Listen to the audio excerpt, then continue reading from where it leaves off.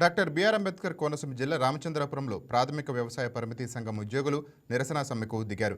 GO number 36ను వెంటనే అమలు చేసి గ్రాడ్యుటీ అందించాలని డిమాండ్ చేశారు. కాంట్రాక్ట్ ఉద్యోగులను రెగ్యులైజ్ చేయాలని కోరారు. అప్పటి వరకు మధ్యంతర భృతి అందజేయాలని అన్నారు.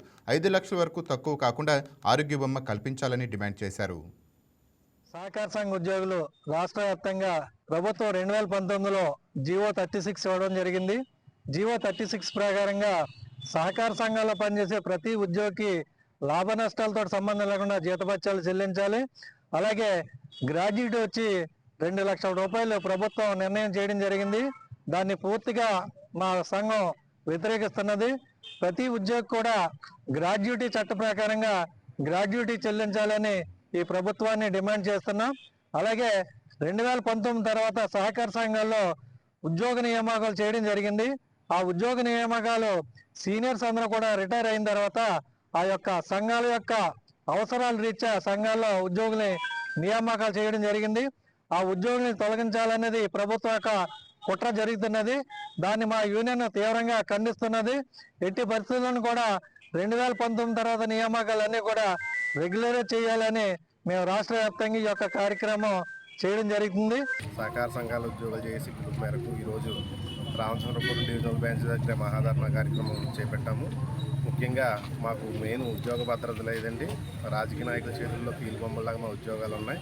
ఎప్పుడు ఏమవుతుందో తెలియదు. దయచేసి ప్రభుత్వం జీవో నెంబర్ 36ను అమలు చేసి వెంటనే మాకు న్యాయమైన గ్రాట్యుటీ ఇవ్వడం, అలాగే నిర్దిష్టమైన వేతనాలు మంజూరు చేయడం, అదేవిధంగా 2019 తర్వాత సర్వీసుల్లో ఉన్నటువంటి ఎంప్లాయీస్ని పర్మనెంట్ చేయడం, ఇటువంటి ముఖ్యమైనటువంటి మా యొక్క కోరికలన్నీ కూడా ప్రభుత్వం దయతలిచి అవి పట్టించుకుని మాకు రక్షణ కల్పిస్తారని ప్రభుత్వం వారిని కోరుచున్నామండి. సమస్యల గురించి ఎప్పుడు పోరాడుతూనే ఉన్నాం.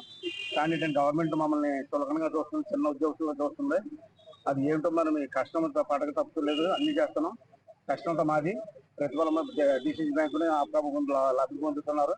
మా కడకు వచ్చేసరికి మమ్మల్ని ఎప్పుడు చిన్న చూపుగా చూస్తున్నారు. మీకు 30 సంవత్సరాల పోరాటం ఇది. ఎప్పుడు మాకు అన్యాయం జరిగింది సొసైటీలో మా స్టాఫ్కి కాదు, మాకే కాదు. భవిష్యత్తులో ఇలాంటివి జరగకుండా ఉండాలని మేము గవర్నమెంట్ కోరుకుంటున్నాం. ఎందుకంటే మా కోరిక పెద్ద కోరికలేం కాదు, అన్ని చిన్న కోరికలేనండి. అన్ని సమంజసం.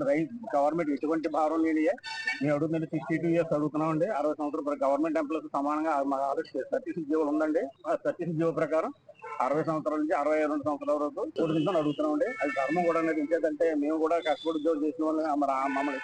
Please subscribe to YK TV Network. Please subscribe to YK TV. Please watch YK News. Don't forget to subscribe YK News channel.